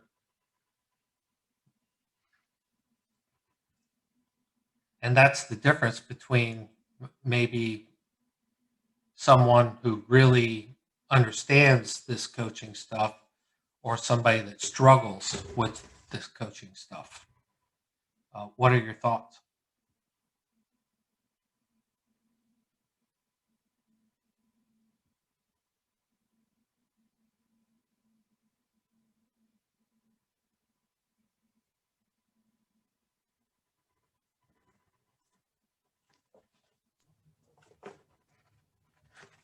Well, I like the idea of debriefing after a class with the other writer coaches. And I think for myself, if I see somebody who's struggling after the first 4 exercises, I tend to ask myself, how did I fail in presenting those how did I fail that student in not being able to get them the information that they needed to be successful? And it can kind of be the same thing after you do the evaluations, when you have a student that, you know, looked like they were doing pretty good the whole time, and then, you know, they come to the evals and they don't, they failed the evals. And so I think it's always good to, those failures, if you will, it's not the right word, but for those times when we aren't successful with shepherding students to self-assess and learn how to ride the motorcycle, it's a great idea to just debrief, either if it's just yourself sitting there thinking about it, or to talk with the other coach you're working with. So that's a feedback loop, right? Any other thoughts?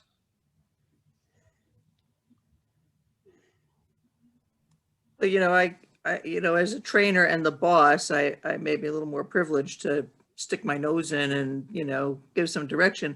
But sometimes I prefer to defer that.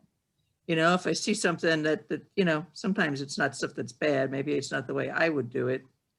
But I can say to the coach that's teaching with that person next, oh, I noticed that so-and-so did X, Y, or Z. See what they do this week. And, you know, I'm having to maybe have a discussion with them about that. And so sometimes you can kind of flip it and make it be a more lateral conversation than the boss said X, Y, or Z. And sometimes if I see stuff, or if I see it more than once, it becomes a memo to everybody rather than picking on one person. And they know what's going on, you know, but it's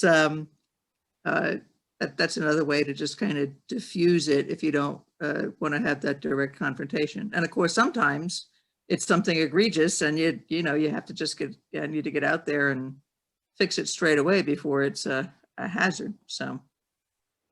Yeah, I think for me, it depends if I'm wearing a rider coach hat or a psych coordinator hat or a trainer hat or a QA hat. But I think also when it's an egregious safety issue, everything else has to come to a stop. I would agree with you 100%. But how do you make it, you know, the QA training that we all go through, how do you make it non-confrontational and a process of saying, I'm here to help us all get on the same page, as opposed to, you know, just blowing the whistle and saying, hey, this is bad, we have to stop doing that. Well, that would be, you know, crazy out there. But, you know, sometimes it's just a matter of, you know, hey, I noticed when we did X, Y, and Z today, that this is how you went about it, you know, and we could have a discussion about it and offer, hey, next time you do that, why don't you try this and let me know what you think? And, you know, then they get to experiment and kind of come to their own conclusion. You know, and usually it will work better, hopefully, and they'll be able to say, oh, that was awesome. Yeah, well, I've always been of the belief that the process that we used in the BRC with the students should be carried through with rider coaches and whoever else that we're dealing with, that it's all adult education, and that those same processes should be available for whatever level you're dealing with. So if you're a psych coordinator and you're dealing with somebody who's having issues on the range, that the best approach is to approach it as you would a student in a BRC and say, have you thought about this, and how are you feeling about this, and maybe you try this next time and let me know what you think. And, you know, a different process, that rather than saying, hey, you're doing this wrong and it needs to change right now. A lot of times too, you know, the self-evaluation is evident. You know, if they choose a kooky path of travel to get people from point A to point B, you know, even as it's happening, they'll look over and be like, oh, that was stupid. You know, so they, you know, they pick right up, and you know, that they're already making changes in their head, which is awesome. Sure. Knowing how to fix it is half the challenge. And there's really so little that can't be fixed. You know, you know, I don't know, typically coaches that have you know, gone through the process aren't making, you know, mistakes that are like, you know, crazy mistakes. Usually it's stuff that can be fixed next time rather than we've got to stop it all and sort it this minute. Sure. So as much as, you know, it's okay to wear multiple hats, when it all comes down to it, unless you're not a certified rider coach, we're all just rider coaches. And, you know, when I talk to people, I hope that that comes across for me. You know, I'm no better, no worse than anybody I'm around. I'm a peer, and I'm just hoping that, you know, as a collective, you teach me something, and maybe something that I can throw out there will help you, and together we make it through. These different levels make it much more difficult. And anytime you ask me to change hats, I may get flustered because I'm a rider coach first. That's my focus. So let me read this to you real quick because I thought it was interesting. Learning of any kind that happens without your awareness is called implicit. It implicitly happens. You're not aware. It just kind of sticks to you like spaghetti to a wall when it's finished, you know? And then explicit learning requires your awareness and effort. So learning to drive a car, always substitute car for motorcycle because, you know, everything relates to the VRC, needs your awareness and efforts for a long time before it comes relatively easy and automatic. Once you have the information, you can use explicit learning to introduce new desirable behaviors or habits and erase or manage the undesirable ones. Explicit learning often requires relatively immediate and unambiguous feedback on errors.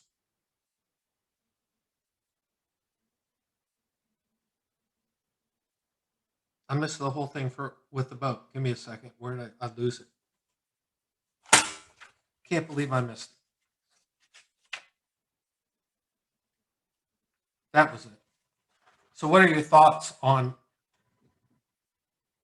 explicit learning often requires relatively immediate and unambiguous feedback?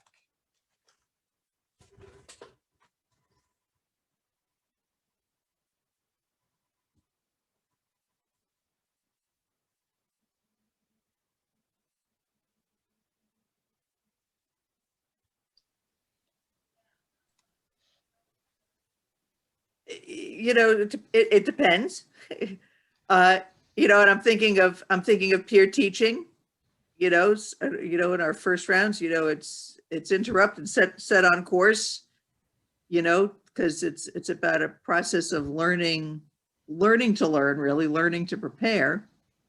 So the feedback has to happen, and as you get deeper in, the feedback tends to happen a little bit more after, perhaps, as we're into refinement. Gross define.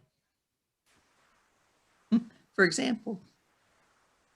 Well, it's important that the feedback provided needs to augment the implicit feedback that the person who's learning experienced during whatever it is they were doing. So the closer and clearer, the more effective it will be. Would the ambiguity mean less opinionated and more fact, more you know, where it wouldn't matter who it came from?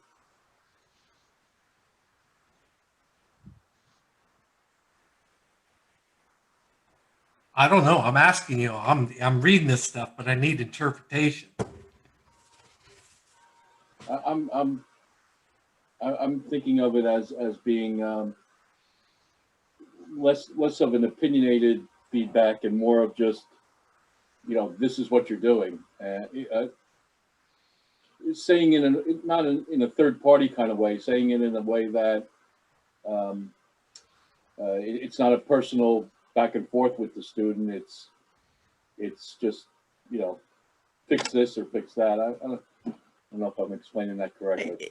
You know, you can't really separate one from the other, really. I mean, there's this direct loop of, okay, this is what we're learning, do it this way. Oh, you did it that way, here, fix this, you know? But while it's happening, the implicit learning is happening. Everything you're exposed to is part of what you're learning, you know? So if you're out doing exercises and coaches are seeing you do an exercise, some part of that is filtering into their psyche. And you know, if they're sharp at all, they're going to be filing stuff away, and it's going to affect their experience with the explicit learning. I think it's all connected myself. So what if I'm not clear in my feedback? And I'm going to give you an example. I say something, but I do another.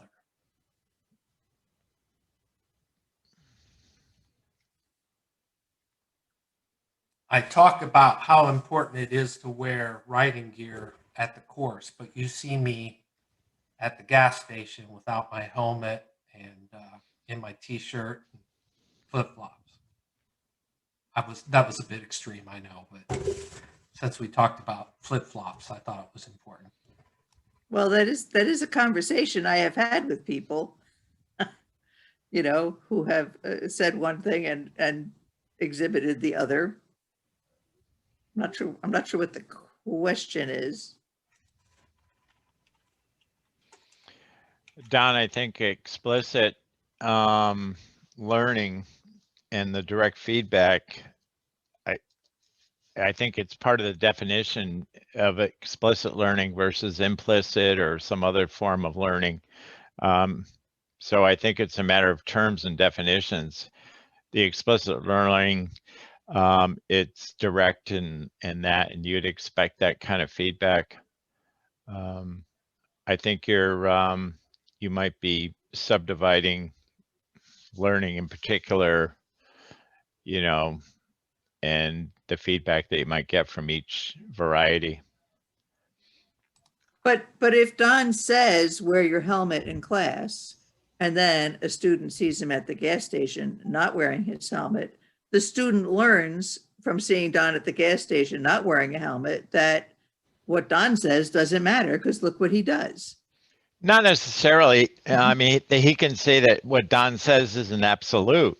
Maybe Don lives 4 houses from the gas station and he took his bike out of the driveway, drove to the gas station to fill it up and is going to drive back, you know, 4 houses, which equivalent of a bike ride. I mean, I've done that myself. You know, so I don't think you can disregard it completely, but it certainly is not an absolute at that point.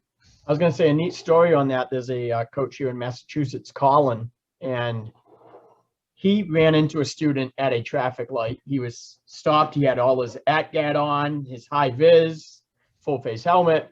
And the student from a class he had, say, 3 or 4 weeks before, pulled up to the side of him at the traffic light and goes, "Hey, Colin, ATGAT, man, that's awesome."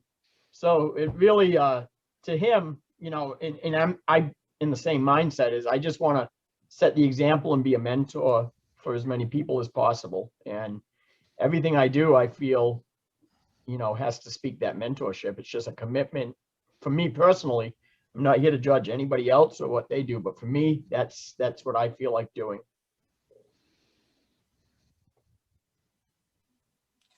And, you know, one of the reasons why we do the big chart on the wall and we have people do that chart and put their assumptions on, and then we work our way through the activities and the range work, and we always reference back to the wall that, you know, do you still feel the same way? Is because what we're doing is we're exposing cognitive dissonance, where you say one thing, but your actions say another thing. And so when you talk about explicit learning, feedback loops, and what comes of that is kind of important that if we don't do what we say as rider coaches, then that dissonance is out there. And so having that top mind safety is, I think Ray calls it all the time, using the executive function and judgments as rider coaches immediately comes into question if we aren't doing what we say we're going to do. If I jump on my motorcycle after a rider's course and I peg it and speed away, you know, I'm doing something that is incongruent with what I'm talking about in the class. And so everything I just did in the class now is of question. And because of what I did, an observable action now becomes okay for my student to do because I'm supposed to be the subject matter expert. So I wonder if we have some dissonance amongst what we do on and off course. We actually had a rider coach here in Massachusetts. I'm glad he's gone now. He's not a rider coach anymore, but he made it a habit very frequently. He had an R1 and he'd leave the range, going down the street on a wheelie, standing on the seat. And it's just not a way to leave the range, especially with the students still around. And some of the places we taught were on college campuses where they had college police forces. And I was still at the range once when this gentleman left that way. And the campus police pulled in and said, "Was that one of the coaches?" And I said, "I don't think it was. I'm not sure," because there's no way I wanted to admit that. But I ended up talking to the site coordinator and saying, "Yeah, this guy cannot be doing this type of thing." You know. What level of commitment does a rider coach have if they think that's acceptable behavior within VO students?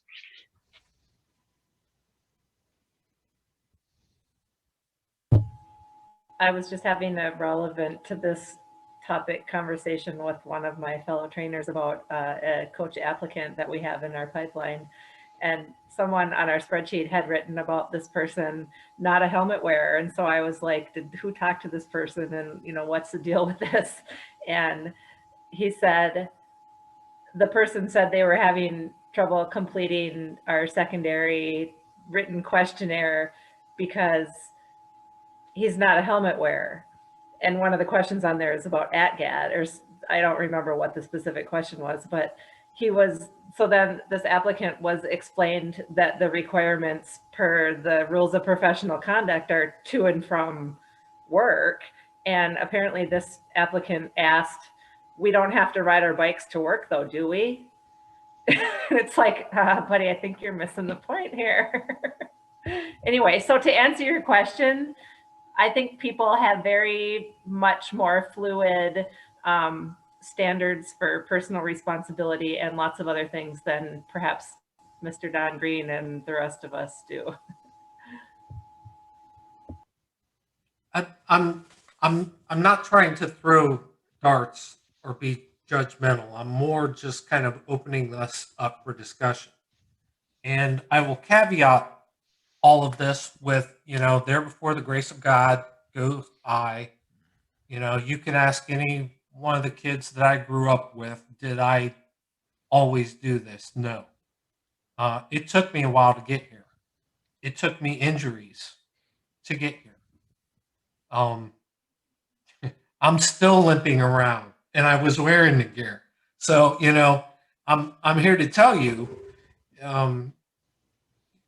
with age, I hope, comes wisdom. And as you have experiences, we gain that wisdom, hopefully. I got a helmet downstairs from a recent fall on a motorcycle that's going in the trash because it's hit the ground, hit it hard. Didn't hurt me at all, but not that you can tell or anything. But you know, it's got a nice little chip on it, and I thought, you know, thank God, that could have been a really bad day.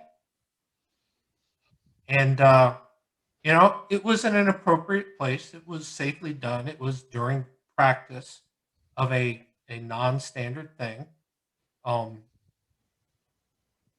That's me justifying what I did, by the way. But if I did not have that helmet on, I may not be here. We may not be having the 1-year anniversary that we are tonight. So, when I see these differences of opinion, when we have people in the community that don't think it's that important what we do, then I wonder how strong our community really is. And so I just leave that out there as a thought. Don, not to mitigate your point, but I think one of the values of the MSF classroom curricula is that the fact nowhere in there does it say you must wear a helmet or that you must obey a speed limit or you must do this and that. It talks about risk offset. And I think the fact that it does that actually gives a lot of credibility, a lot of acceptance to people. You want to speed, okay, you're making that decision and you realize that your risk offset is being adjusted accordingly. I think that's one of the things that gives it a lot of credibility with a lot of our students. We don't preach to them. I completely agree. That's a huge part of why it's successful. And maybe I shouldn't be preaching so much about this, but I'm certainly asking the question, because if we use the curriculum properly, we don't preach. But if we use the curriculum properly and don't walk the walk the way we talk the talk, then we're degrading the actions in the classroom with the curriculum. So I don't think we have to preach, but we certainly can't preach and then not preach. We certainly can't present the curriculum in the proper manner and then go out and do something that would support not following the curriculum.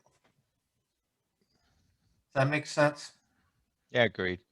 It totally makes sense. I had a conversation with someone who would routinely invite students to be a friend on Facebook, but then would sometimes post on Facebook that they went for a ride and they stopped and had lunch at a bar and had a drink.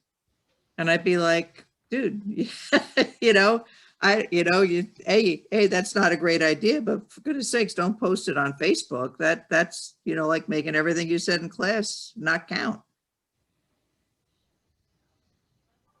Just to play devil's advocate, though, if the person's an excellent rider coach, why can't they do what they choose to do on their own time away from the classroom? I mean, I get the point about the Facebook, but if the person's an excellent rider coach, their choices on their time, does that necessarily have to reflect on, the message that they're providing in the classroom or on the range? Well, if we say in the classroom that even one drink can impair your ability to ride, there's a conflict there, and no, I can't tell them you can't drink, but it's contrary to the message that we're trying to put out to do that and have that coupled with riding.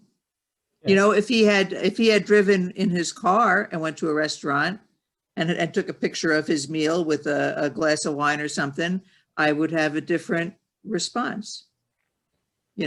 I can't make him do what he's going to do, but I can say something about it. I was going to say an audience is always all around you, walk, in my opinion, this is just me, but believe in what you teach and what you do, and you got to have a belief in it, in my opinion. Well, we solved the problem in New Mexico for rider coaches. We made it an at-GAT state. That if you're a rider coach, you sign a contract with the state, whether you're Academy or MSF, it's at-GAT. The only other thing I can say is my guess would be the folks who are saying they don't want to wear safety gear, whether they're a rider coach or a student, have never hit the pavement. And once you've hit the pavement, I mean, I knock on wood, I've been lucky that I've never had a get off, what we call a get off on the street. But I've certainly had some get offs at high speed on racetracks. And that's one of the reasons I wear gear all the time, regardless. I don't care where I'm going or what I'm doing, I'm geared up because the street is a whole lot more dangerous. So I, again, think people who are negotiable with gear haven't hit the pavement. Again, just to play devil's advocate, not saying I agree with this opinion, but that's your choice. You know, we teach self-assessment and we teach, you know, risk and reward, risk offset. You know, if I'm a really good rider coach and I just choose to ride in shorts and a t-shirt, if I'm not teaching a class, can I still be a good rider coach? Or why can't I? Let's put it that way. So maybe that guy riding illegally before class sees you and shows up for class the next day and says, wow, man, you're the dude I saw yesterday in shorts and a t-shirt and flip-flops. What in God's name are you talking about? That's my choice, and that's the risk I choose to accept when I'm riding. I will tell you it may not be the best choice. You may be able to make better choices, but that's the choice I choose to make. Again, playing devil's advocate, not saying I agree with it. Sure. You know, I'll flip it the other way. I had a coach gathering and the subject came up of riding in the rain. And one of my coaches said, well, I don't ride in the rain. And some of the other coaches kind of got on his case a little bit, you know, and I said, hey, you know, he's making his own self-assessment on whether he chooses to ride in the rain. You know, he says, I'll coach in the rain. He says, but I won't ride my personal motorcycle in the rain on purpose. He says, if I get caught in the rain, it's one thing, but I won't set out that way because that's a choice that I've made. And, you know, I can't say that that's a wrong choice. That's his choice. Yeah, if you were going to make a smart choice, you probably wouldn't ride a motorcycle. Levels of risk. I'm willing to accept the level for riding the motorcycle. I'm willing to accept the level of risk riding it with shorts and a t-shirt. I'm not willing to ride it in the rain. You know, it's, can I still be a good rider coach? Can I still deliver a message if I can explain my choice? If it's brought up, you know, essentially as, hey, you're teaching us this, but I saw you doing that. If I can explain it as being my choice, why not? Yeah, I think, Mike, what you're talking about is personal responsibility. Right? We all make our own choices. Absolutely. And the question that came up originally is, you know, if you're a rider coach, must you do everything perfectly all the time? Can I still be a good rider coach if I'm willing to assume the level of risk that, you know, may not appear to be congruous or you know, in alignment with what we teach? Yeah. So again, Don's, just to play devil's advocate. right. So Don, we're talking about setting an example for our students. So at what point do we, you know, are we not obligated to do that? I guess is the question. Well, I guess that's a personal choice. But, you know. Or a contractual one. Yeah. You know, if you're doing something that makes the organization, whichever organization, you know, whether it be a site, the community of rider coaches, or maybe the, you know, the curriculum developer, if you're doing anything that throws shade on any of those people, are you really a member of the professional community, or are you being selfish? And I'm going to use two examples here. The first one came from Wayne Steele, and I'm going to use his name because it's his story and I have to give him credit. Riding out, he's from Kentucky, by the way, riding out in Idaho, stopped at a gas station, and guess what?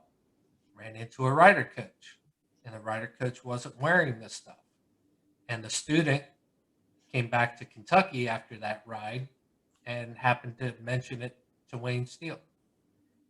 Now he's got a rider coach seen out of state, riding, you know, not unsafely, but certainly not wearing the gear and a student comes back and said, why did you tell me I had to wear gear when the guy who taught me is not wearing gear? And so the message was diluted. And then something a little bit more relevant,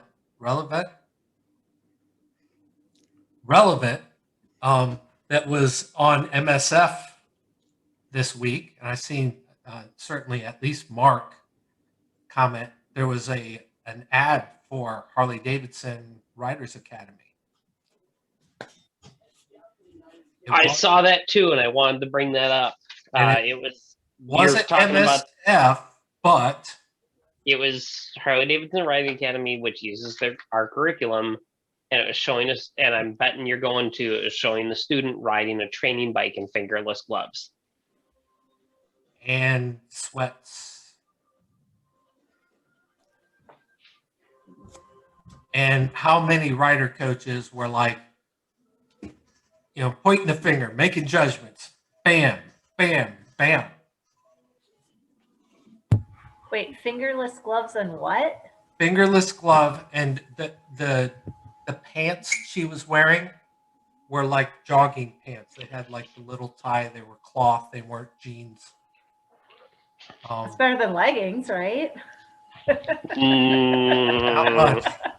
I'm making a joke, obviously. To whoever commented in the chat, there was somebody commented, I don't think it was a training bike. They showed her on multiple motorcycles, one of which was a street with the, I don't know what Harley calls it, the crash protection kit. It was there was pictures of her or video of her on a training bike with not MSF approved gear. Now, to that topic, I don't believe it was an MSF course.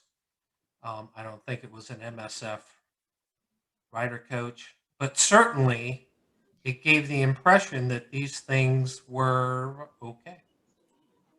Yeah, it could have been Lee Park's course in California. I don't know. It very, very well could have been, but if you're going to hold it to a standard, if you start looking at NHTSA, they're not requirements, recommendations for approval of being an approved rider course curriculum, we all have the same obligation as far as what people are wearing. Sure. Well, over the ankles, sturdy riding pants, full sleeved, full fingered gloves, helmets, eye protection. Yeah, the quick anecdote I had is my wife and I were in Hawaii a number of years ago going to a wedding, and some friends on one of the islands had a bike, and they said, why don't you ride my BMW and I'll rent a Harley, and we'll go up to this, take a ride up to this place and have a hamburger. And so we showed up for the ride, and we were all geared up, helmet, gloves, boots, the whole deal. And he came out in a helmet and flip-flops and shorts and a t-shirt, and he goes, what are you doing? You're on vacation in Hawaii. And I said, well, the only thing I can tell you is we get up to the top where we're going to go ride and have a hamburger. I'll walk in, and as sure as you and I are looking at each other, David Smith will be sitting there at the counter having a cup of coffee and eating a hamburger, and he'll be asking me why I don't have my gear on. So rather than go through that, I'll just gear up. Thank you very much. So, and Don, David Smith. So you David F. Smith. David F. Smith. Yep. Or as we call him here, Mr. It Depends. He's a good guy. Yeah, he is a good guy. So yeah, just thoughts, that come to mind. And I think we can do better as a whole. There was a few text conversations tonight that, kind of got this relevant into my mind. When we sign our rules for professional conduct, we sign them for a reason, and it's to uphold a community of professionals. Now, I'm not, once again, I'm not being judgmental. I really am not, but maybe a higher standard is important to make a higher impact upon the people that we're trying to educate. And so that kind of rests with me internally as the ever question to what standard, to what extent, how far, or what's the minimum acceptable. And I guess we all got to make those decisions for ourselves. Well, right now MSF sets a standard, right? You have to have a relatively clean driving record and no DUIs and the like. And that's the bar right now.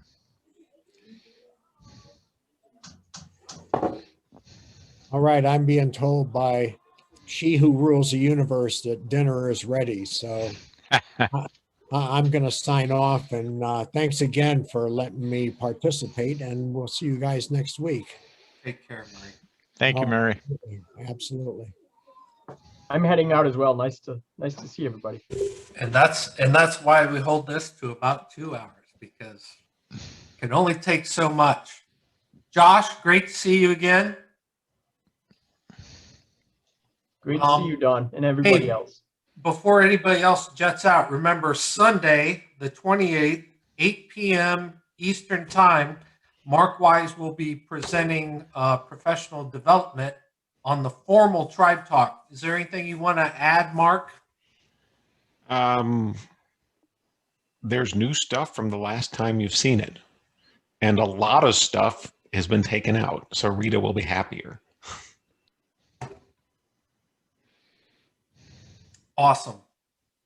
Okay, if anybody wants to see it, if I can figure out how to share screen from my mobile, I just screenshotted a piece of that video. Okay, can you guys see it? Yep, that's a Harley Davidson motorcycle. It's it appears to me to be a street with the crash protection kit, correct? Yep. HDRA coaches. Yes, that's a class bike. It's got the student nameplate on the front as well. And she is wearing fingerless gloves, inappropriate pants. The video continues to show a rider coat, an instructor. It says instructor on his arm. A training professional who's wearing the white and yellow jersey that I believe MSF has issued in the past, and they sure look like MSF range cards to me in the video.